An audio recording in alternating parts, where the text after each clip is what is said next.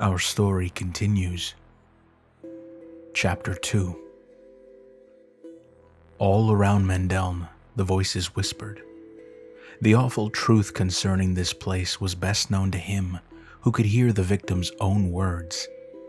So many, he thought.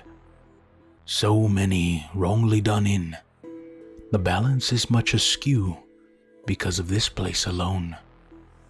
Odyssean's brother did not understand exactly just what the balance was, but knew that the horrible events that had taken place in the inner recesses of the temple over the past years had certainly befouled it.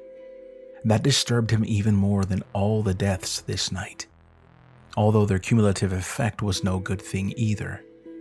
And then there was also Lilith, or Lilia, as he, Cerinthia, and most painfully of all, Odyssean, had known her. Cerinthia stalked back and forth, like an impatient cat, her eyes ever on the doors so effectively locked by his brother. The rest of Odyssean's followers eagerly spread through the chambers, tearing apart the grand trappings as they went along, despite the fact that the fires consuming other portions of the building would eventually do the same here. Mendeln, aware that victory was not truly theirs yet, paid great heed to the voices, even those of the dead priests and peace warders. Not the Morlu, of course, for they were creatures long dead, and so from them there was only emptiness. He listened very carefully, focusing on some that seemed more relevant than others. How simple we were, Mendeln thought, almost wistfully. Farmers and brothers in a small village, destined to live out our lives, tilling the soil and raising livestock. It was Lilith's fault that it had come to all of this. Lilith, who had chosen Odyssean to be her pawn in some otherworldly struggle between demons and angels over a pitiful little rock called by them Sanctuary, Mendeln's world. He did not consider either himself or his brother to be champions of mankind, but Odyssean especially had been cast into a role he could now never discard. The fate of everything apparently depended upon what he chose to do. Mendeln could only try to be there to lend whatever questionable support that he could. His musings were interrupted by a deep sense of foreboding. The voices cut off, save for one that did not belong with them. It was stronger, alive, and one that had comforted Mendeln as much as it had guided him through his own mysterious transformation. Beware the hands of the three, it said. They grasp for everything, then crush it in their all-consuming grip. Mendeln's brow wrinkled at this esoteric comment. Of what useful knowledge was such? Cerinthia! He shouted with more animation than any had heard from him in days. All of you, stay back from the statues! But his warning came too late for some. As if of living flesh, the gargantuan effigies bent forward. Bala's heavy hammer came down on two Taragians, crushing them beneath it. Dialon battered away a hapless Parthan with the edge of one of the tablets. Mephis seized the woman and squeezed hard. Even Mendeln found himself nauseated by the monstrous results. With a scraping of stone that echoed through the huge chamber like the combined moans of the dead, the statues descended among the invaders. The once confident band now retreated back to the doors through which they had come, but those doors, too, were also now shut, and not because of Odyssean. Lilith, he gasped, just as massive Dialon turned a stony gaze his way. The Colossus raised his hammer. Very much, Lilith. Through the empty worship hall he strode, eyes and other senses ever on alert. Androgynous effigies of Dialon stared down at Odyssean, who thought that the supposedly benevolent images looked more mocking than anything else. What great demon are you, Dialon? he grimly wondered. What's your true name? In the outer chambers, torches and niches in the walls had well illuminated everything. In here, though, only a few round oil lamps dangling from the arched ceiling gave any light, and that not much. Moreover, the path ahead looked even darker, finally fading into utter blackness perhaps 10 yards or so ahead. Yet still Odyssean moved on. He passed by and under the huge statues, entering the passage that he knew would lead him to her, just as she desired. The beautiful, aristocratic vision that had first graced his wondering eyes, what seemed so long ago, still remained strong with him even after the discovery of the dread truth and the subsequent betrayal. The thick, long, blonde tresses, often artfully bound atop the head as befitting a noblewoman, the glittering emerald eyes, the slim, perfect lips. They would never leave his imagination.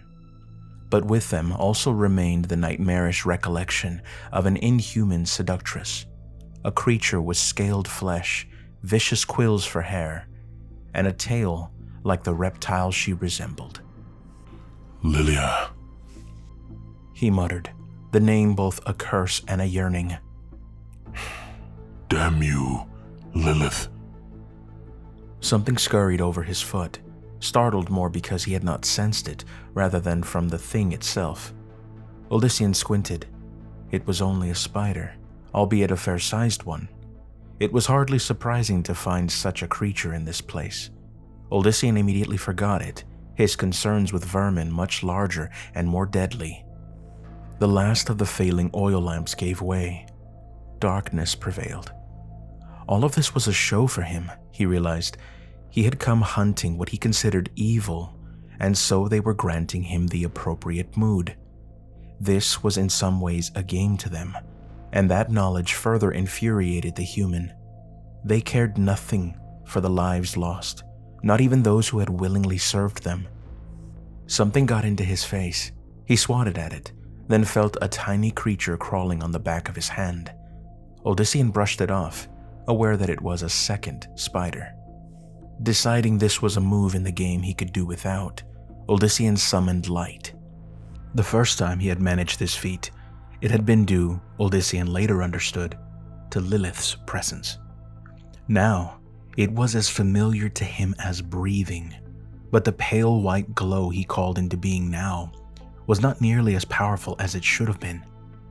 The sphere barely revealed the stone corridor more than 2 yards ahead. He could sense much farther than that, but natural instinct made him want to see it too. While it was possible for him to increase the sphere's intensity by concentrating more on it, Odyssean would then be able to focus less on his surroundings. This was not like the battle with Lucian, where as much of what Odyssean had achieved had been due to outrage as it had natural ability. He needed to move with utter caution, for Lucian's cunning was nothing compared with that of his devilish sister. The corridor stretched farther than it should have, at least according to his senses. Whether illusion or not, Odyssean would find out soon enough. Lilith would not let him wait much longer. He let out a sharp cry as what felt like a fork jabbed the skin at the back of his neck. His flailing hands knocked off the furred form with many legs. The arachnid scurried out of the illumination. As he rubbed the burning patch of skin, Odyssean noticed that the path behind him had also grown dark. The light from the chamber had been completely cut off. The wound began to throb. Odyssean berated himself for letting something so mundane as a spider get through defenses that Morlu and thus far Lilith had not. Or had she?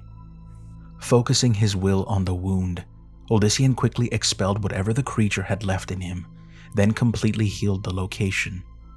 He could thank the high priest Malik for that trick, having watched the villain eject Achilleos' arrow from his back before attending to the wound itself. But even as the son of Diomedes finished, over him flowed a swarm of multi-legged creatures with sharp fangs and claws.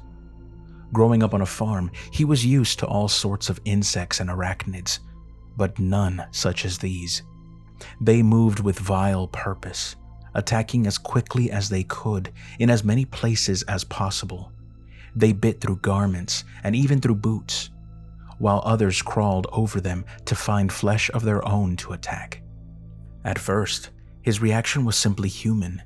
He swore and tried to wipe them off as quickly as possible. The spiders made his attempts laughable by even clinging to the hands that sought to remove them. Within a heartbeat, Odyssean was all but covered by the swarm. Then, reason managed to return.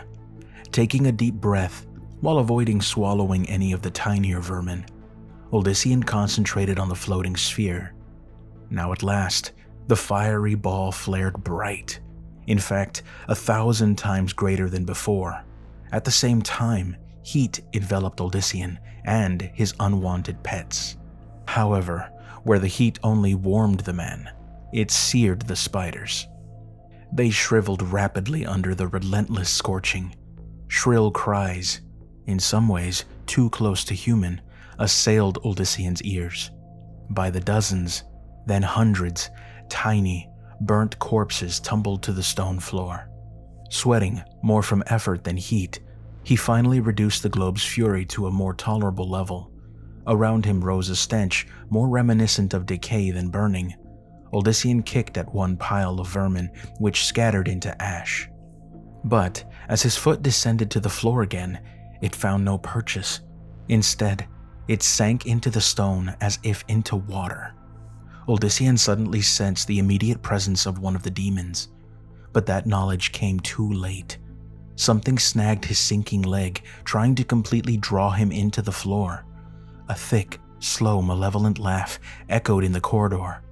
Something formed just at the edge of the sphere's light. It looked to Odyssean like a grotesque, inhuman head made from the stone itself. A fissure opened, one that spread into a crude, bestial grin. "What?" It said hungrily, then chuckled again. Whatever held Odyssean's leg dragged him toward the ever-expanding maw. Two other smaller fissures opened up behind the mouth, forming eyes of a sort. "Hungry." The demon rumbled merrily. "Want." Recovering from his astonishment, Odyssean gritted his teeth and leaned forward. The demon chuckled again, perhaps thinking that its prey wanted to end this quickly. Odyssean did, of course, just not the way the creature desired. He slammed a fist into the watery stone. The power of the Nephilim enabled him to send a shockwave that coursed over his macabre attacker, much the way the spiders had over him. Odyssean had not had any idea if what he intended would work. He only knew that focusing his will and determination on a goal had saved him more than once. The demon let out a roar of outrage and pain as the wave of pure force finished sweeping across him. The mouth twisted into a sinister frown and the eyes glared. "Gulag kills." It rumbled needlessly. The walls rushed in on Odyssean, who only now understood that everything around him had become part of the bestial demon. He let out a pained groan as the stone crushed against him. Pinned, and with his bones already feeling as if they were breaking, Odyssean almost gave in to his destruction. However, once again her visage appeared in his mind, beautiful but also monstrous, and utterly mocking his failure. Straining with every muscle, he pushed against the crushing forces, pushed against them, and finally won. The walls receded enough for him to get his hands in position, at which point Odyssean shoved them apart as hard as he could. From Gulag, there was a sound that Odyssean could only guess had to be of consternation. It was doubtful that anyone had ever escaped the beast's grasp. Seizing upon the change in fortune, the son of Diomedes reached down and took hold of the liquid stone in both hands. It should have slipped through his fingers, but the power of the Nephilim again prevailed over that of Gulag. To Odyssean, the demon felt like a slithering serpent minus the bones. It writhed in his grip, but could not slip free. "Is Gulag still hungry?" He mocked, although clearly confused. The creature was either still confident in his might or simply too dull-witted to realize that he faced no mere human. Odyssean hoped for the latter, but could not discount the former, which meant that the sooner this ended, the better. With a titanic tug, he drew Gulag nearer. As the demon flowed toward Odyssean, once more the man felt something clutch not only the one leg, but the other too. As this happened, Gulag let out another bestial roar. The walls and the rest of the nearby floor rose and poured toward Odyssean in what was clearly a rush to smother its resisting prey. Odyssean held his breath instinctively, then stared at the part of Gulag he held in his hands. It felt like skin or parchment, and that helped him decide what to do next. As he had done before, Odyssean pulled his hands as far apart as he could, only this time maintaining his grip on the sinister creature. Like the parchment he had chosen to imagine it to be, the essence of the demon came apart with an awful, ripping sound. Gulag let out a cry resembling the roar of a raging river. The walls and floor flailed about, finally causing Odyssean to lose his grip and sending him falling. But that was all the demon could muster. Odyssean's attack had done him in. The rip continued to spread, running quickly along Gulag's length and not even ceasing its momentum when it reached the deep maw and sinister orbs. Gulag was literally torn in two. The halves quivered like pudding. A moan escaped both. Then, with one last rumble, the demon melted. His form lost all substance. Gulag completely liquefied, pudding on the floor. A faint slime covered the walls and ceiling, but otherwise, they were normal again. The stone was once more solid beneath Odyssean's feet. Solid, if sticky. An odor akin to rotting garbage assailed him. Something else caught his attention. Where once the corridor ahead had seemed endless, now another bronze door beckoned but a short distance away. Stepping cautiously through the sticky sludge that had once been the demon, Odyssean advanced to the door. He waited for the next threat to strike him, but nothing happened. The embossed image of a gentle Dialan stared back at Odyssean from the door. Odyssean frowned. Another image, almost so indistinct as to be invisible, seemed to lay beneath that of the benevolent spirit. He squinted. With a gasp, Odyssean looked away. Although he had just stared directly at it, he could not remember any exact detail of the awful vision, only that it had horrified him as nothing else had. He thought he recalled a glimpse of curled horns and of teeth as sharp as daggers. Shaking his head, Odyssean forced the disturbing memory away. He dared not concentrate on the fiendish vision. Somehow, as faint as it had been, it yet drew from deep within him some childhood sense of terror. Every nightmare that had ever haunted Odyssean as a young boy had, at least for a moment, returned as fresh as ever. Steeling himself anew, Odyssean raised his hand toward the door. He knew better than to touch it, even if Lilith had done nothing to it. Surely the senior priests had cast some dire spell. As if propelled by an angry ghost, the door flung open. Odyssean stepped through. The chamber was vast, possibly more so than even the great hall. Much of it was shadowed, the only illumination other than his sphere being torches set to best display a marble dais upon which stood a stone platform a little more than the length of a man and tilted slightly to the right. And on that platform, that altar, lay a grisly sight that had once been a man when still it had owned its flesh and organs. Odyssean did not try to hold back his revulsion, although it did not surprise him to find evidence of human sacrifice. The freshness of it shook him to the core. This very day, even as he and his followers had stormed the temple, a soul had been slaughtered in order to curry the favor of a demon.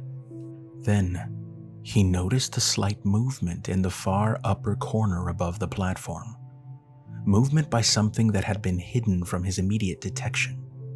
From what little Odyssean had seen of it, it was a creature reminiscent of a gigantic furred spider, but also somehow a man. The second demon?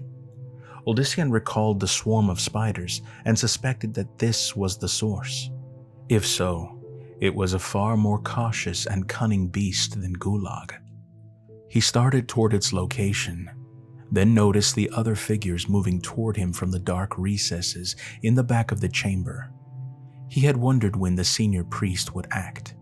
From what Odyssean had gathered about the triune's inner workings, in all the lesser temples, the three orders were overseen by one cleric chosen from either Mephis, Dialon, or Bala. Below him were three lesser priests who ministered for each the separate faiths. Only in the main temple by Kajan could be found the three high priests, two now, with Malik recently dead, who governed the entire sect in the name of the Primus. A heavy-set, bald figure in gray and blood-red robes gestured almost indifferently at Odyssean. Immediately, a dozen acolytes whose own garments represented all three orders raised their hands palm up and began chanting. Odyssean felt an incredible coldness surround him, but his mere desire for it to be gone quickly ended the problem. The priests faltered in their chanting, only their master seemingly unperturbed by their failure. He glanced with disdain at the nearest pair, who nervously took up the spellwork once more and were quickly joined by their brethren. Be silent, An impatient Odyssean murmured. The chanting ceased, although the priests continued for a few seconds more to open and close their mouths, it gradually dawning on them that their voices had been stripped away. A curious chuckle momentarily escaped the senior priest. He drew from his robes a small azure stone. This was apparently a signal for his underlings to do the same. The last time Odyssean had faced someone wielding such stones, it had been Malik, and he had revealed those gems to be some manner by which to summon demons to his will. During that struggle, Lilith had secretly taken a hand, eliminating immediately what possibly would have been the most deadly, and adding her strength to what he had believed strictly his own when he had battled the rest. While Odyssean trusted more in his own power now, he saw no reason to invite threat when it could be removed quickly enough. He made a fist. One of the lesser priests screamed as the gem he held flared to fiery life. To their credit, the rest reacted instantly, flinging the stones from their palms. As it was, 3 others still suffered burns to some degree, but nothing as terrible as the first. He fell to his knees, sobbing and clutching the blackened cinder that had been his hand. The senior priest chortled. Again, an odd reaction. He had not been affected in the least, having tossed away his gem even before Odyssean had finished the fist. Frowning, Odyssean stared at him, stared at what stood there, beyond mortal vision. And then he knew. The elder priest seemed to recognize this in turn. I think they are not needed anymore, The bald man announced. He looked at his lackeys. You may die. They stared at him, entirely baffled. Odyssean felt some sympathy for them, but not much. They had willingly taken the blood and souls of the living for their dark masters.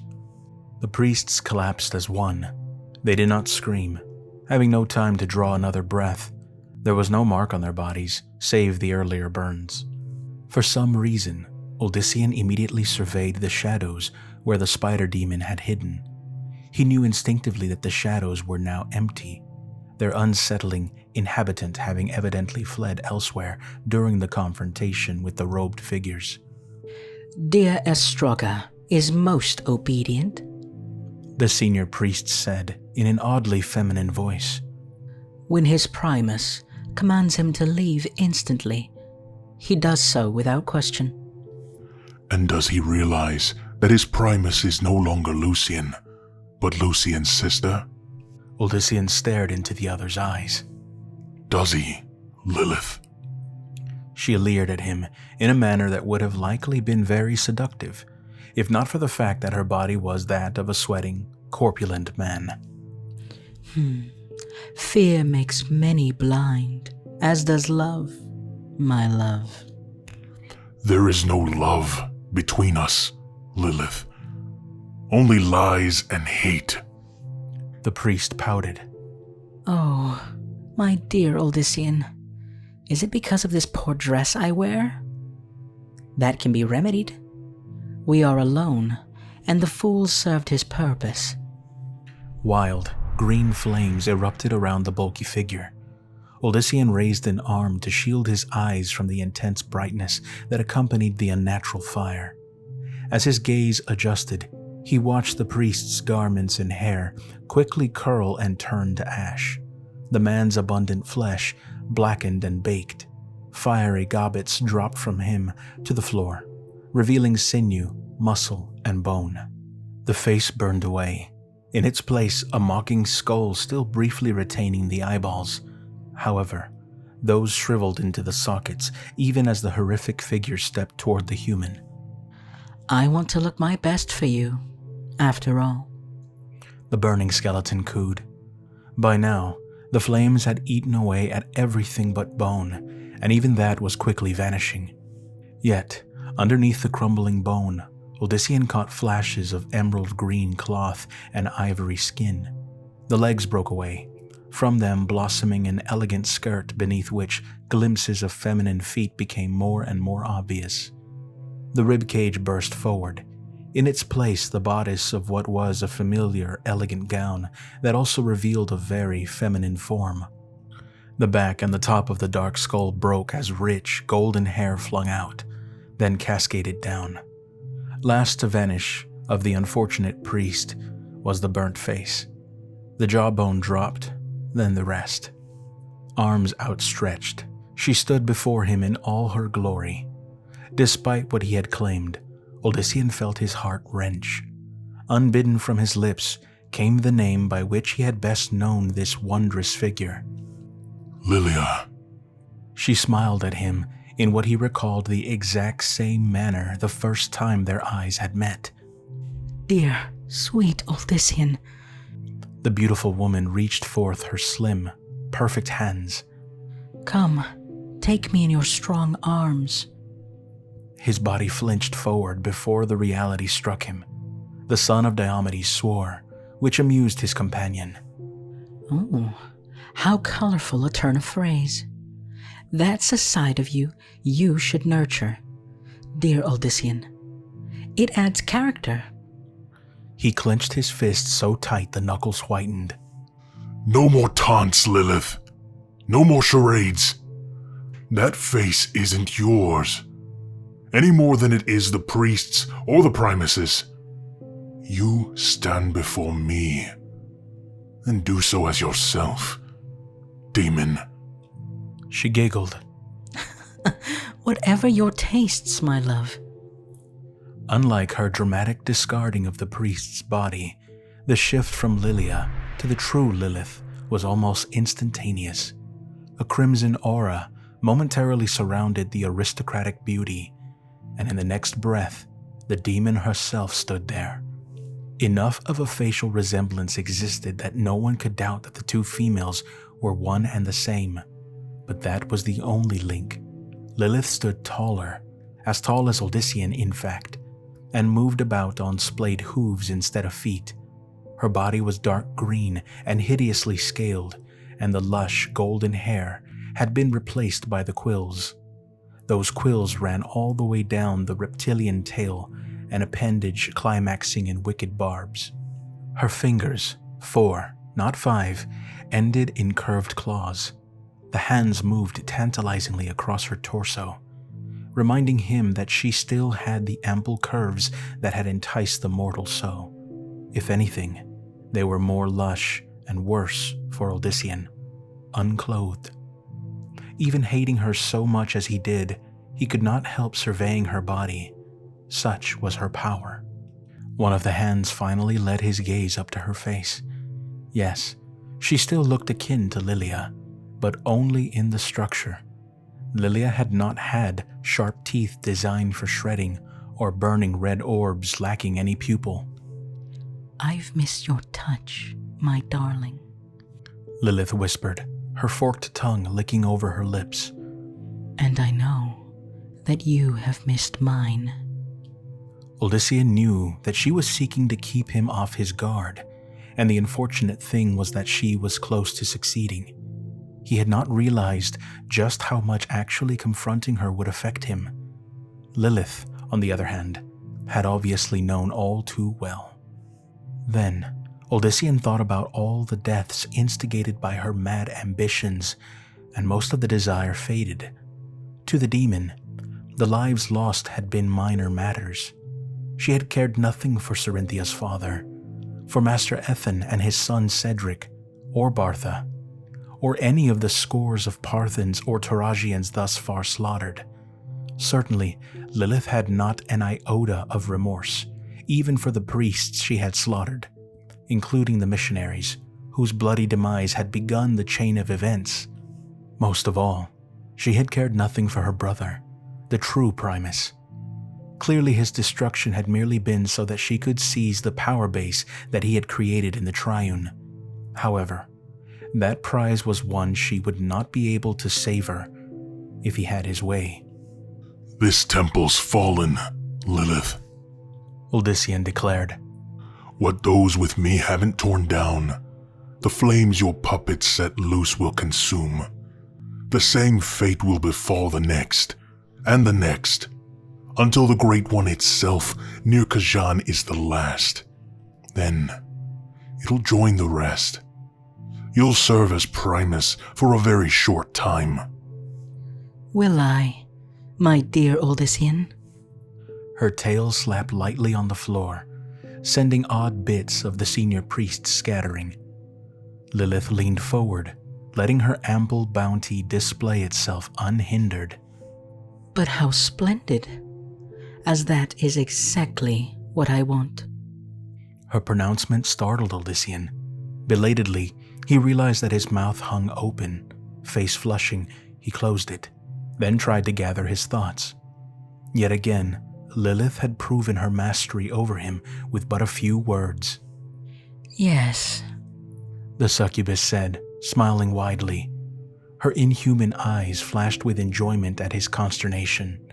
I want you to take down the Triune.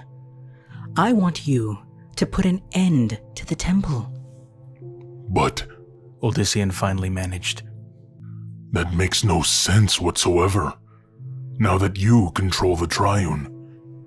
Ah, but it makes perfect sense, my love. It makes perfect sense. It is a sign of my affection for you that I tell you all this, which even my unlamented brother's servants do not know. Yes, my little Nephilim, you will destroy the temple for me, and the Cathedral of Light, too. But if Lilith desired something from him, Odyssean desperately thought, telling him would surely make the man want to do just the opposite. She either read that thought, not impossible for her, or simply understood his mind better than he. Oh, my dear Odyssean, you will not have any choice in the matter. You see, if you do not do your best to stir your Nephilim powers to greater life, and also those latent in the fools that follow you, I will have the Triune utterly crush you. Do you think that this is all my poor brother gathered to him? There is so much more. My brother was very clever. His only mistake was in underestimating me. Suddenly, Lilith stood face to face with Odyssean. How had she gotten so near without him aware of it? He could not say. Just as you two always have, poor darling. Before Odyssean could stop her, the demon kissed him soundly. She had done the same in the past, and so he should have been prepared for it. With as much irritation at himself as hatred toward her, Odyssean grabbed for Lilith, but the demon slipped from his grasp. I won't do as you planned, damn you, he growled. I'm through playing your puppet. I'll not create an army of Nephilim ready to do your bidding. That was what she truly wanted. He knew too well. She had been among those who had created Sanctuary, but for her murderous ways, including slaying most of her companions. She had been exiled by her lover, an angel. If Lilith could be believed about anything, those murders had revolved around the children, the first Nephilim, born through the unions of the renegade demons and angels. Odyssean could grant her credit for wishing to save them, but now it seemed that all their descendants mattered to her was as fodder or soldiers to use in her mad campaign of vengeance. Will you not? She teased. Will you not, dear love? The demoness pulled back. Then why have you not attacked me yet? Lilith had him again, but for the last time. Odyssean swore. He stretched out a hand toward her. The air around the demoness started to ripple, but Lilith was no longer there. Instead, Odyssean felt her materialize behind him. Much improved, my darling Odyssean. Much improved. He did not turn to face her, instead merely concentrating on where she was. But, again, he was too late. Now Lilith's voice echoed throughout the chamber, though she herself was nowhere to be seen. However, you still need a little more practice, I think. After all, you must be your best when facing the power of the Triune, much less sweet, treacherous Cenarius. Try as he might, Odyssean could not sense Lilith anywhere, and that told him just how insufficient all his might was. He had expected to be able to face her much better than this, but, as before, both emotionally and physically, she had played him perfectly. Come and face me, Lilith. Odyssean shouted as he turned in a circle. He sought her in every dark corner, but there was nothing, absolutely nothing save her voice, projected from far, far away. All in good time, my love. A little more practice first. Why, you can start by perhaps still saving some of your friends. You have so few left already. Her voice faded away. Caught up in his anger, he did not at first pay heed to her last comments. Then Odyssean felt the terrible threat without, a threat he could only assume that Lilith's cunning skills had shielded from his vaunted perceptions. Rather than keeping Mendeln, Cerinthia, and the rest safe, he had left them right where the demoness had wanted them.